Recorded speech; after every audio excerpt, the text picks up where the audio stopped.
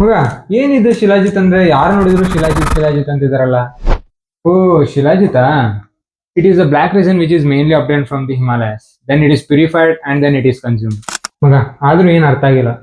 ನೋಡು ಮಗ, according to the classics of Ayurveda, ಶಿಲಾ ಅಂದ್ರೆ ರಾಕ್, ಜೀತ್ means conqueror. So basically it is a destroyer of weakness.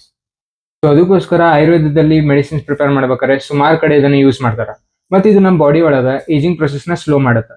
And according to the research article, it contains 60 to 80% of fulvic acid, which is the best antioxidant, and it is also having calcium, copper, magnesium, and zinc in it.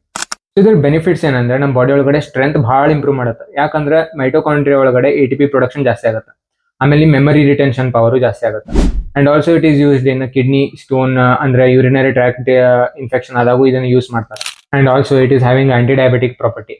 ಆಮೇಲೆ arthritis condition ಒಳಗೂ ಇದನ್ನ use ಮಾಡ್ತಾರೆ, ಯಾಕಂದ್ರೆ inflammation ಎಲ್ಲ ಕಡಿಮೆ ಮಾಡ್ತಾವೆ. ಮತ್ತೊಂದು bonus point ಏನಂದ್ರೆ ಇದರಿಂದ ನಮ್ಮ ಮೇಲ್ಸ್ ಒಳಗಡೆ ಟೆಸ್ಟೋಸ್ಟೆರಾನ್ ಲೆವೆಲ್ ಇನ್ಕ್ರೀಸ್ ಆಗ್ತಾವ. ಸೊ ಇದರಿಂದ ಸ್ಟಾಮಿನಾ ಇನ್ಕ್ರೀಸ್ ಆಕೈತಿ. ಸೊ ಈಗಿನ ಕಾಲದಲ್ಲಿ ಜಿಮ್ಗೆ ಯಾರ್ಯಾರು ಹೋಗ್ತಿದಾರಲ್ಲ, ಮೇಲ್ಸ್ ಆಲ್ಮೋಸ್ಟ್ ಇದನ್ನ ಯೂಸ್ ಮಾಡತ್ತಾರೆ.